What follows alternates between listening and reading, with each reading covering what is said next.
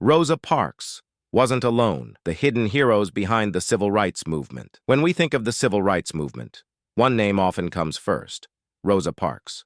The woman who, in December 1955, refused to give up her seat on a Montgomery bus.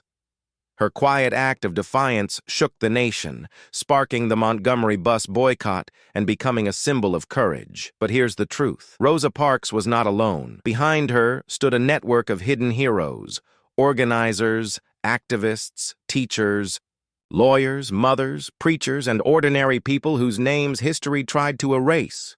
This is their story, a story of how a movement was built, not by one person, but by thousands. The myth of one woman, Rosa Parks, is often portrayed as a tired seamstress who, after a long day of work, simply refused to stand. But that story is incomplete. Rosa Parks was no accidental activist. She had been a long-time NAACP secretary, investigator, and organizer. She knew exactly what she was doing, and she wasn't the first. Months before her arrest, a 15-year-old girl named Claudette Colvin had refused to give up her seat on a Montgomery bus. She was arrested, dragged off by police, but leaders didn't rally around her because she was young, dark-skinned, and pregnant. History chose Rosa Parks, but Rosa herself stood on the shoulders of Claudette and many others, the architects of the boycott. The Montgomery bus boycott wasn't spontaneous. It was carefully organized.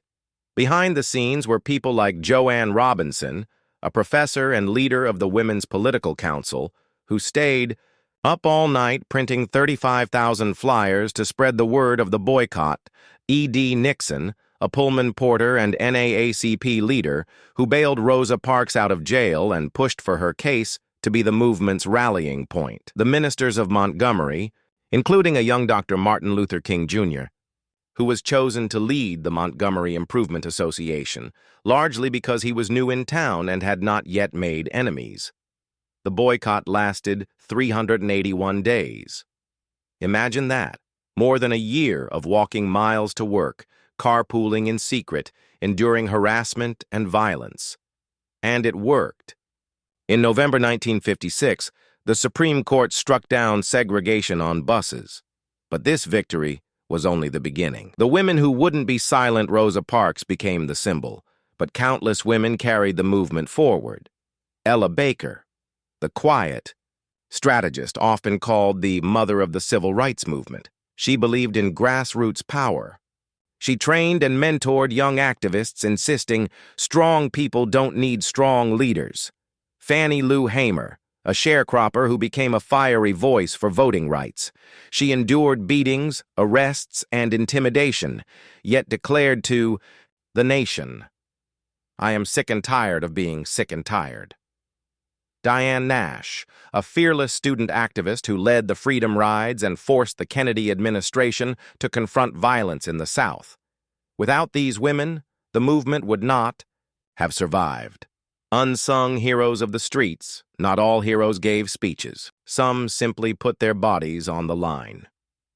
The Freedom Riders, black and white activists who boarded buses together, challenging segregation at southern bus terminals.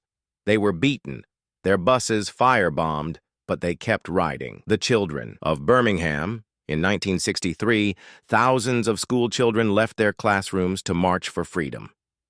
Police unleashed dogs and fire hoses on them, shocking the world on television. Bayard Rustin, a brilliant organizer, strategist, and openly gay man who helped plan the March on Washington. History nearly erased him because of his sexuality, but his fingerprints are on every major victory. The price of resistance. Every act of defiance came at a cost. People lost jobs. Homes were bombed. Churches were burned. Families were torn apart by fear and violence. Rosa Parks herself. After her arrest, she was unable to find steady work again in Montgomery. She and her husband eventually moved to Detroit, struggling in poverty for years. Her sacrifice was not just one day on a bus, it was a lifetime of hardship, and yet she never stopped fighting.